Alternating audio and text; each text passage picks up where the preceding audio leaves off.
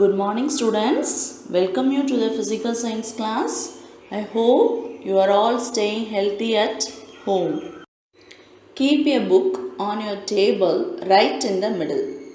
Is the book moving? Yes, it is not moving. It is at rest. When you push the book from one place on the table to another place, what happens? Yes, right. It was moving. What would you say when the objects are in moving? Super. Motion. When we look around, we find that some objects are not moving. That not moving objects, we call it as at rest. We see different things in motion around us. They are a moving car, a moving train, the blades of a fan, the hands of a clock, a child on a merry-go-round, or the movement of a swing. Today, we are going to learn about motion and types of motion. Imagine that a child is sitting on a merry-go-round.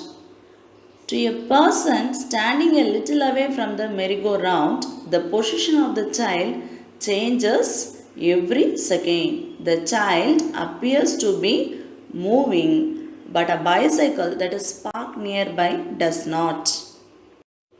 What is motion? Motion is the change of position of a body over a period of time with respect to a stationary body. The word stationary means at rest. What is at rest? If the position of a body remains the same over time, it is said to be stationary or at rest. Observe the three moving borders: a moving car, the rotating blades of a fan, and a swinging pendulum. Although all the borders are in motion, they do not move in the same way. The car moves forward, the blades of the fan move round and round, and the pendulum swings to and fro. There are different types of motion. Translatory motion. If an object moves as a whole so that every part of the object moves through the same distance in a given period of time, the body is said to be in translatory motion. Examples: a car moving down a road and a person walking on the road. There are two types of translatory motion: rectilinear and curvilinear. Rectilinear motion. If an object moves in a straight line, its motion is said to be rectilinear. So, straight line motion, we call it as rectilinear motion. Examples: a car moving along a straight road and ants moving in a straight line. Curvilinear motion. If an object moves along a curved line, the motion is said to be curvilinear. Examples: when a car or a ship turns, a bicycle taking a turn, and a basketball thrown into the hoop. A moving body can rotate around a fixed point, and the fixed point can be either inside the moving body or outside it. Rotational motion. When the motion of an object is around a fixed point, that is inside the object, it is called rotational motion. Examples: the rotation of the earth around its axis and the rotation of a top. Circular motion. When the motion of an object is around a fixed point, that is outside the object, it is called circular motion. Examples: the motion of a stone tied to a string and whirled in a circle, revolution of the earth around the sun. Oscillatory or vibratory motion.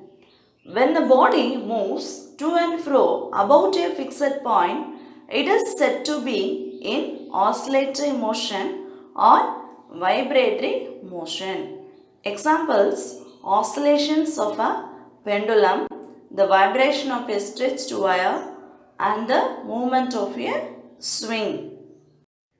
Repetitive motion. If the same motion occurs again and again, it is said to be repetitive motion. There are two kinds of repetitive motion: periodic motion and non-periodic motion. Periodic motion. A repetitive motion that takes place at equal intervals of time is called periodic motion. Examples: oscillations of a pendulum, the vibrations of a stretched wire, and the revolution of the earth around the sun. Non-periodic motion. A repetitive motion that does not take place at equal intervals of time is called non-periodic motion. Example: beating of a drum. Multiple motions. Some movements show more than one motion. For example, when a ball is rolled on a surface, it shows two kinds of motion. The ball moves along a straight line, shows translatory motion, and the ball rolls along the floor, shows rotational motion.